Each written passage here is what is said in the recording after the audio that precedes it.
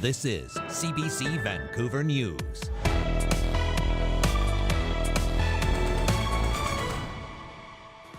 I would be concerned about what that's going to look like and what decisions are made. From hospital bed to hotel room, some patients at Surrey Memorial may be on the move as officials try to free up space.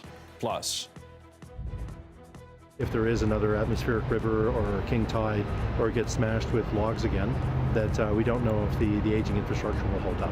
a big old pool has a big leak. What can be done to fix Kitsilano Pool? And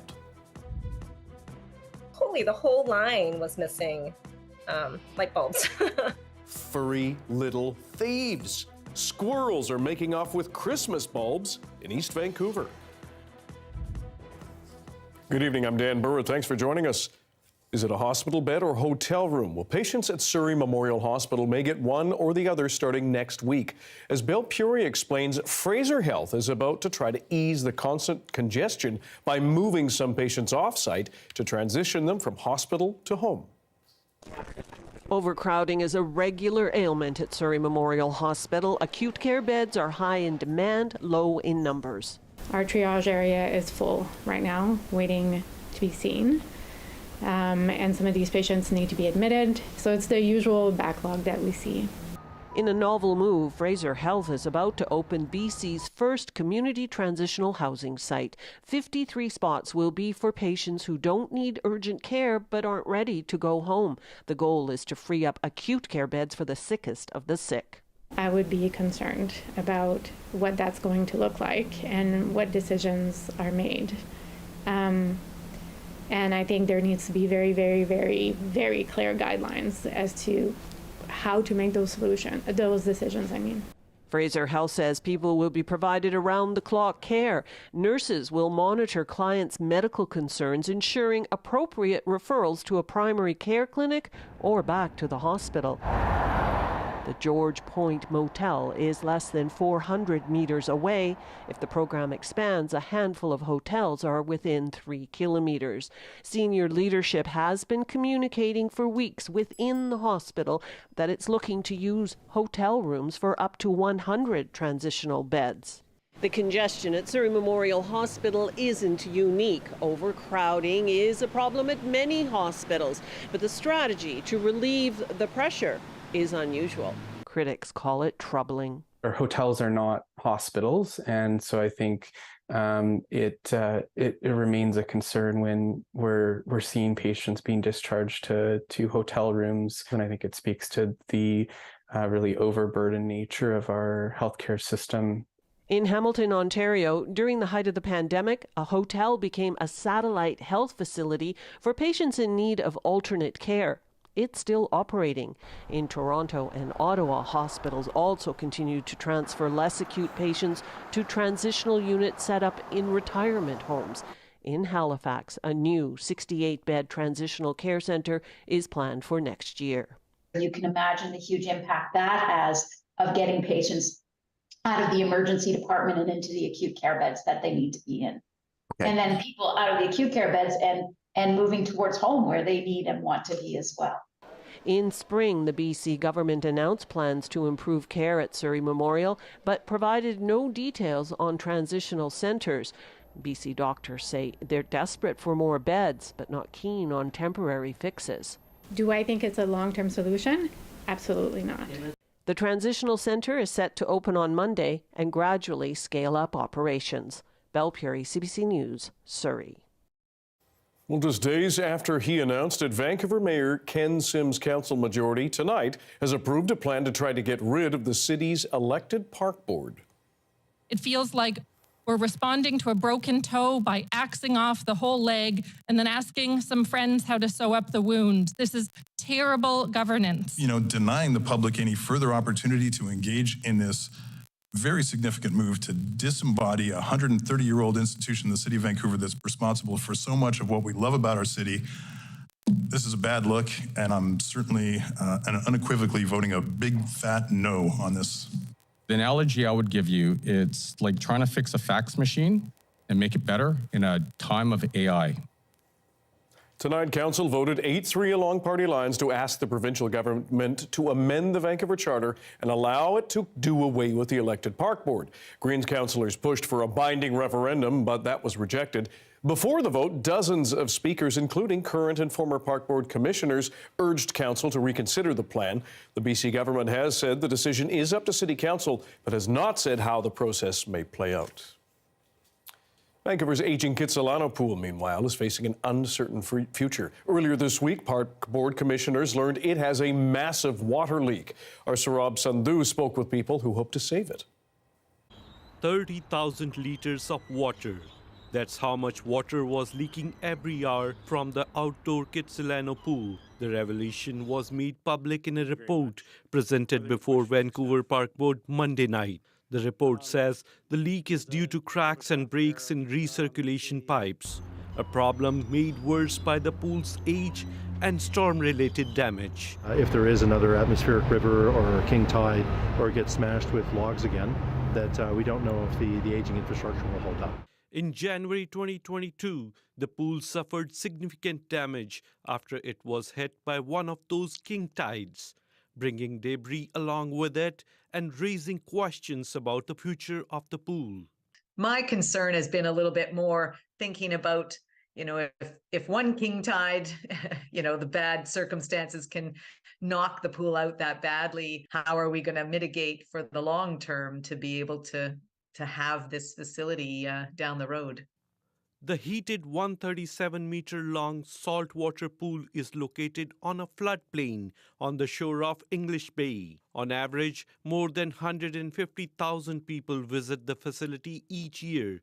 Anthony Abrahams is a volunteer with Kids Pool Swimmers, an organization aimed at advocating for the maintenance of the pool.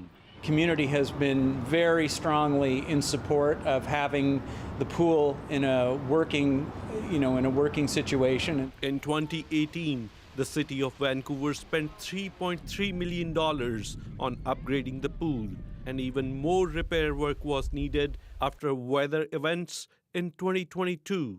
So these types of giant capital projects, the money comes from City Council, and so we're hoping that City Council will be able to help us with the capital planning to be able to renew that asset. We understood that there was going to be a need for renewal of this pool. The extent of that renewal, that's still undetermined. And so we want to be part of that discussion. Commissioner Batsy Uwansky says he remains hopeful the city will approve the required funding. In the meantime, he says workers will continue to investigate the source of water leaks and try to mitigate the damage. Saurabh Sandhu, CBC News, Vancouver. The mayor of Kamloops is defying an order from the city's fire chief to get rid of a torched SUV from his dealership lot. As Justin McElroy explains, it is just the latest instance of the mayor clashing with other city officials. The city of Kamloops. It's the tournament capital of Canada, with a fish with a cowboy hat and a gun as its unofficial mascot, and has a mayor talking about dumpster fires for all the wrong reasons. That vehicle's not the problem. The dumpster beside there has had multiple fires. That is Reed Hammer Jackson. Before becoming mayor last year, he was a used car salesman. He still owns his dealership, and the vehicle that he's referencing is at the center of his newest controversy. So, Mayor, are you going to move the car? There is a burned out car on the mayor's lot, and the fire chief says it has to go. We've deemed it a fire hazard. There's been 2 fires there already over the last year, and there's still people being drawn to the car. And the chief says this has been a long-standing issue. We had originally asked the property owner probably a few weeks ago, a month maybe, to remove it, and then was told no. We asked again to remove it, was told no, so it forced me to go to a written order. But the mayor isn't budging. I paid taxes on that property to have a car lot. Again, it's a piece of my inventory. And when we asked if he would refuse to pay any bill given to him by the fire department, he said, well, you know what? I'm going to tell you, we live on Graffitieville. There's graffiti all over the place. I was exempt for graffiti for years because they can't keep that fence fixed behind the building. I also got a bill for graffiti before the election. There's graffiti next door. Which really isn't an answer to the question, but the point is the mayor's feud adds to the lengthy list of people he's had conflict with. He's viewed it with his entire council ever since he got elected. He's suing one of them for defamation. He's being investigated for alleged workplace bullying. He's being investigated in a different situation for his interactions with the city's top bureaucrat. And those are just the serious conflicts, including the one with the fire chief. And there are plenty of others, including a councillor, and this is not made up, falsely accusing him of making a fart joke during an industry event. In short, things are tense in Kamloops, and it's not like the mayor came into power with much support in the first place.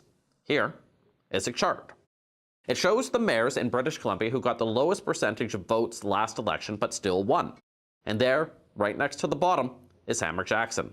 Now, after he was elected and got into a couple controversies in his first month, Hammer Jackson said this to CBC. A lot of people in there didn't want me to be in there. And that may be true, but when you spend so much of your time around dumpster fires, both literal and metaphorical, eventually voters might have different ideas than you about who is responsible. Justin McElroy, CBC News, Vancouver. The mayor of Prince George, meanwhile, spent about $22,000 in his first 10 months in office.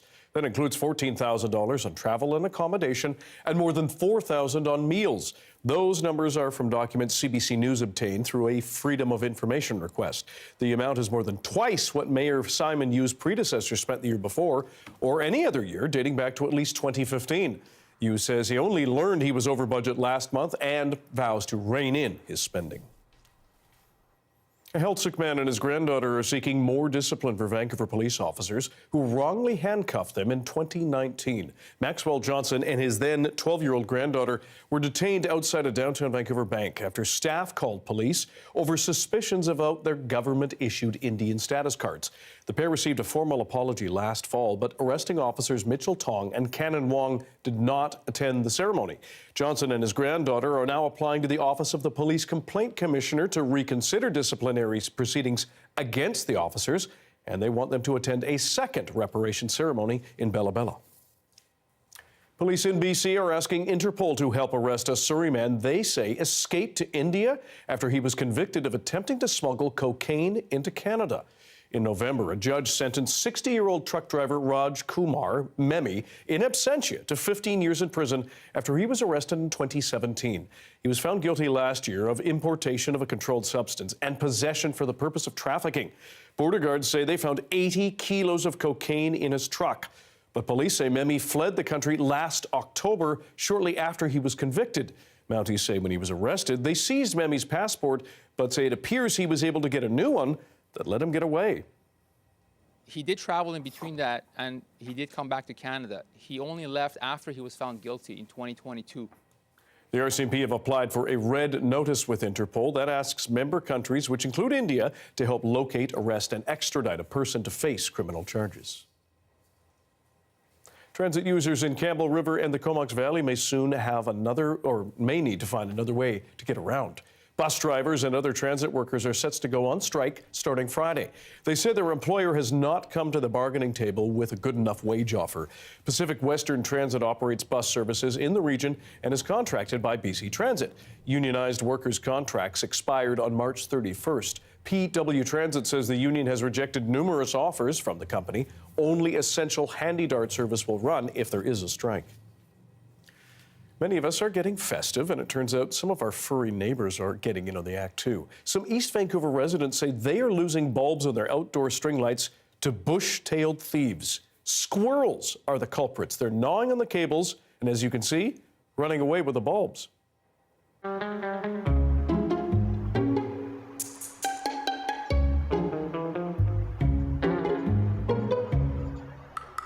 Came home one day and looked in our cameras, and I said to my husband, I think our light bulb's missing. He was like, no, it's not. And I said, yeah, I remember one. So we looked through the feed and noticed the squirrel popping in and just chewing off the light bulb. We didn't believe until we saw it, because last year when it happened, we thought someone came in and cut them, but we don't know for what reason. And then we opened the door and we looked down and we're like, holy, the whole line was missing light bulbs. Then another friend said, oh, check your Facebook feed. Looks like it's happening around our neighborhood. And sure enough, when I logged in, I'm like, holy smokes, we're not the only ones. earlier in the year, we noticed a couple of them missing. And a friend that lives down the road had suggested that maybe it was the squirrels. And then it felt like within the week, they were all gone, like 100 feet of string lights. And so we bought all new lights and put them up. I think my husband was gonna kill me. I bought like a decoy owl. It was my mission to have these lights for the summer. We were like spraying like natural rodent deterrents, like just trying anything to get them to not take our lights. And then it was fine for a couple of weeks, and then we went away for 4 days. And we came back and they were pretty much all gone. We're hanging a lot of lights and things outside of structures, so there's just more visibility for these things to chew. Usually when it happens, it's a lot more discreet. It's inside an attic or wiring that might be there. I mean, you will hear of car ignition wires and things of that nature getting chewed as well. And, you know, for the sake of recycling, we'll cover those things in soy-based products as well, which doesn't help, you know, and so basically they'll find those, they'll have a good purchase, and then they'll chew those. Squirrels will take and steal and nest with things as well. So, you know, from light bulbs to wedding rings, I've found all sorts of interesting trinkets that squirrels have decided to thief. I mean, it's so funny. It's annoying, but I think even rehanging them, there was a bit of a joke to it because I knew they weren't going to last. Tough times, I guess, if they're stealing light bulbs. You know, they should have learned their lesson from last year because you can't eat them and they're big compared to nuts.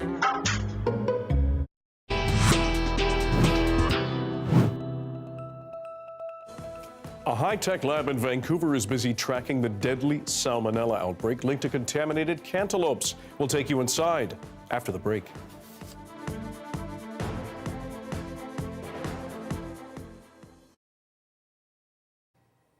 Hello, everyone. Welcome to our commercial-free live stream. Another Vancouver business says it has fallen victim to a terrible trio of vandalism, pandemic squeezes, and inflation. Finch's Tea and Coffee House is now crowdfunding to try to keep its doors open. Ali Petargue spoke with the co-owner about their various challenges. Hi, I'm Cheryl Matthew, owner-operator of Finch's Tea House and Finch's Markets in Vancouver.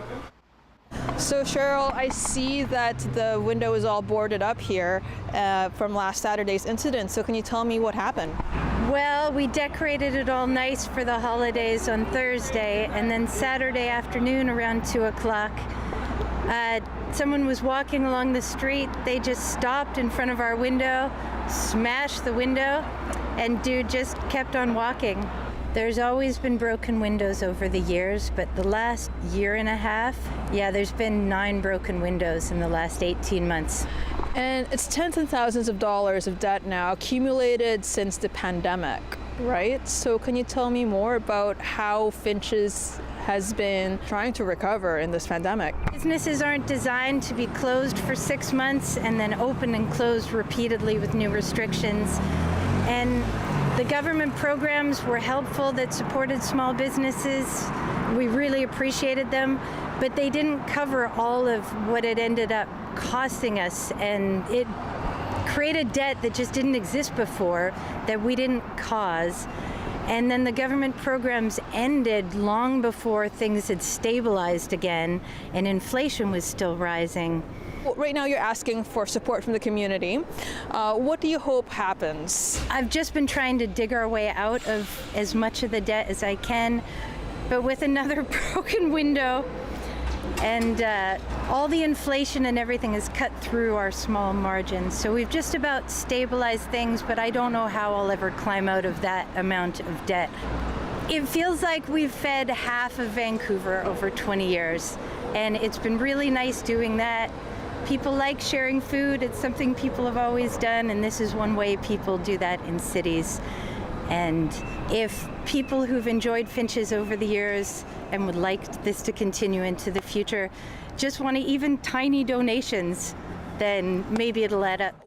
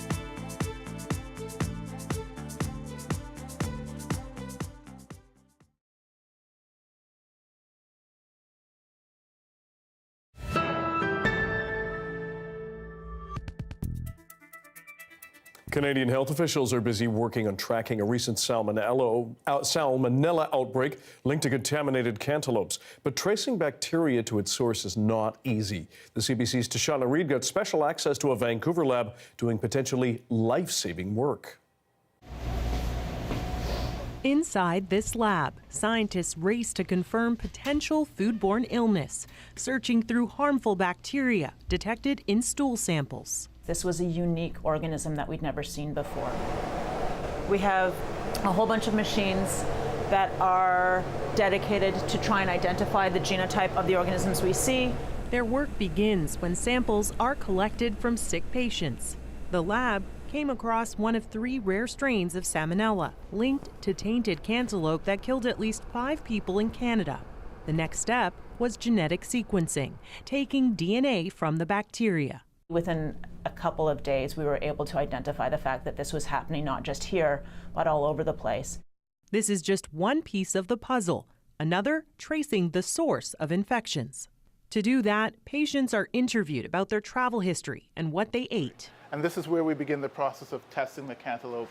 Then food is investigated at microbiology labs, similar to this one in Ontario. We know that the contamination is on the surface of the cantaloupe. Scientists create special conditions to allow the contaminated food to grow more bacteria. Then they isolate it. Each little dot, that's a colony of salmonella bacteria. If they confirm it's salmonella, next is DNA sequencing, which can tell them if it's antibiotic resistant or has been present in other outbreaks. The DNA fingerprinting approach has been increasing in its ability to effectively determine the source. Finally, the 2 investigations are compared. And each of those stripes represents a mutation. In this case, it was an exact match between the bacteria found in the patients and the bacteria in the cantaloupes. How those cantaloupes were contaminated in the first place is still unknown. So is the extent of the outbreak. Scientists say it could take years to get the full picture. Tashana Reid, CBC News, Toronto. There's a live look of a not-too-bustling Georgia Street downtown. We're set to move from rain to a touch of sun by the weekend, at least on the south coast. Darius will have your BC-wide weather forecast right after this.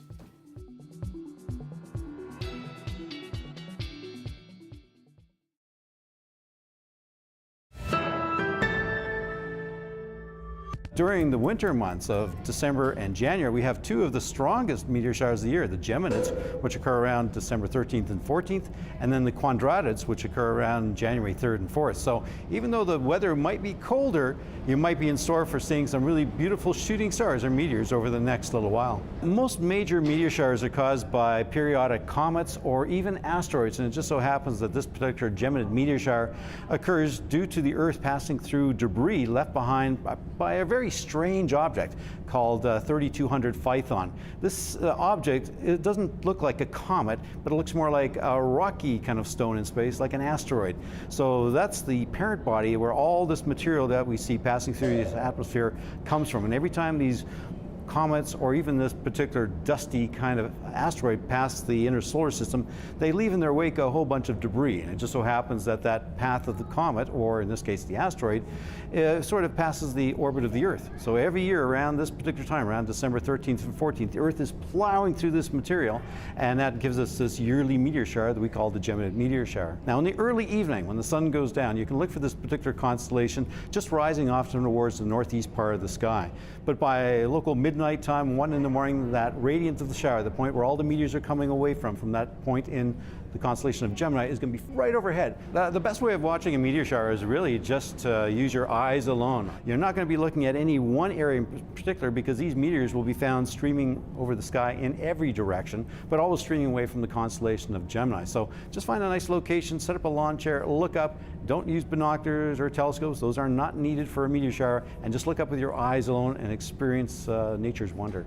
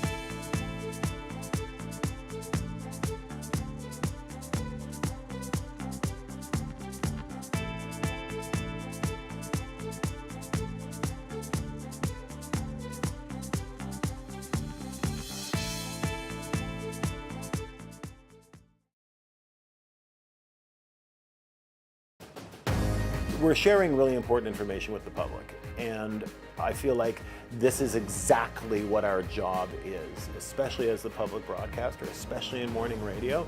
That's incredibly important. The weather update is brought to you by Direct Buy Furnace. To cool and clean the air in your home, call Direct Buy Furnace. Installing Trane, the most reliable heating and cooling brand.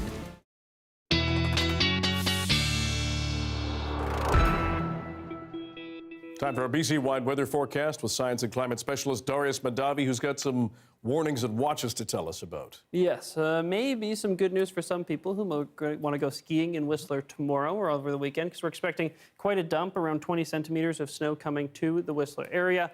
That being said, they're going to have a tough time getting up there because the warning is also in place for the Sea to Sky Highway heading up there. So expect maybe some difficult driving conditions, but hey, maybe some good skiing at the end, so maybe worth it. Then also a snowfall warning here in the North Thompson and North Columbia regions, as well as on the Trans-Canada Highway from Eagle Pass to Rogers Pass. 15 centimeters expected there. So plenty of snowfall coming. Those warnings should come down by tomorrow afternoon, maybe a little bit earlier. Now, if we take a look at our precipitation, you can see this current system rolling down. We're going to see this snow spread out to the southern interior, the rain come to Vancouver, mostly clearing up by the late morning. And then you can see the beginnings of the next system that are going to start to run up into the province, and you can see this time we were expecting that it was possible some of these we could see some heavy rainfall here in the lower mainland, but instead we have a ridge of high pressure building in here that's pushing that system up, and so we're going to see most of that heavy rainfall come to the central coast instead. So plenty of flurries coming to parts of the central interior, although with that being said, looks like parts of the northeast still being spared that precipitation, so still looking like very dry conditions up by Fort St. John and even Fort Nelson. Now, in terms of accumulation, plenty of snowfall coming. As you can see here, might be time to switch the rain millimeter accumulation to the snow centimeter accumulation pretty soon. So if we zoom into the south coast, you can see most of the rain having fallen for some places as that system has already started to pass through over the last few hours. But the next one running in means that the North Island expecting quite a bit more rainfall, mostly coming on Friday. And if we take a look at our conditions for tomorrow, plenty of rain and snow happening in the south. Drier conditions up north, the north and central coast finally getting a break from that precipitation as the next system doesn't move in until overnight, Thursday into Friday. And then if we take a look, some snowfall coming to the local mountains. So that should be a nice for the people who want to go skiing here as well. If you don't want to brave the conditions and the snowfall warning on the Sea to Sky. And then we have that system clearing up. So we actually get a couple dry days as we head into the weekend. Rain not likely to return until the late weekend. That'll be pretty nice. Thank you, Darius. Thank you, Dan. And that is your late news for Wednesday. Thank you for joining us tonight. For news at any hour, check our website, cbc.ca/BC. Your next local news is on the early edition on CBC Radio 1. That begins tomorrow morning at 5:30. Have a good night.